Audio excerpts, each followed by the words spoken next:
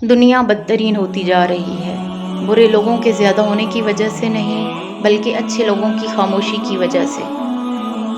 دو طرح سے چیزیں دیکھنے میں چھوٹی نظر آتی ہیں، ایک دور سے، دوسرا غرور سے۔ ان لوگوں سے مت ڈرو جو اپنا بدلہ لینا جانتے ہوں، ہمیشہ ان لوگوں سے ڈرو جو اپنا معاملہ اللہ پر چھوڑ دینے والے ہوں۔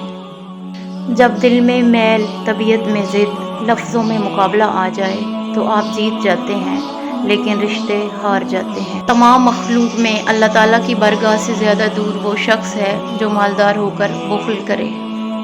ہمیشہ کے لیے کچھ بھی نہیں ہوتا، اپنے آپ کو دباؤ کا شکار نہ بنائیں۔ کچھ بھی ہو، کیسے ہی برے حالات کیوں نہ ہوں، وہ بدلیں گے اور ضرور بدلیں گے۔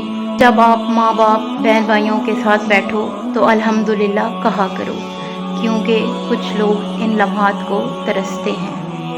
رشتوں کو ایسی خوبی سے نبھاؤ جیسے شہد کی مکھی پھولوں سے رس بھی لے لیتی ہے اور ان کا نقصان بھی نہیں ہونے دیتی۔ وقت کے ساتھ ساتھ بہت کچھ بدل جاتا ہے، لوگ بھی، رشتے بھی، احساس بھی اور کبھی کبھی ہم خود بھی۔ جہاں تعریف کرنی ہو وہاں بڑے بڑے چپ ہو جاتے ہیں اور برائی کرنے کے لیے گونگے بھی بول پڑتے ہیں۔ جو دو گے وہی لوٹ کے آئے گا، چاہے عزت ہو یا دھوکہ۔ رشتے خون کے نہیں احساس کے ہوتے ہیں، اگر احساس ہو تو اجنبی بھی اپنے ہو جاتے ہیں، اگر احساس نہ ہو تو اپنے بھی اجنبی ہو جاتے ہیں۔ ڈوبنا ہی پڑتا ہے ابھرنے سے پہلے، غروب ہونے کا مطلب زوال نہیں ہوتا۔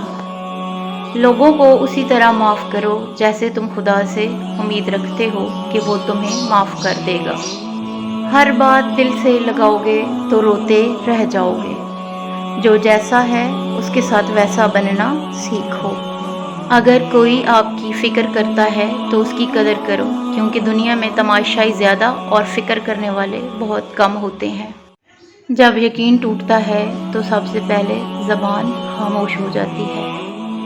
بہت کم ایسا ہوا کہ قدر کرنے والوں کو قدر کرنے والے ہی ملے ہوں، ورنہ قدر کرنے والوں کو ہمیشہ بے قدرے لوگ ہی ملے ہیں۔ جب سانپ زندہ ہو تو وہ چیونٹیاں کھاتا ہے اور جب سانپ مر جائے تو چیونٹیاں اسے کھاتی ہیں۔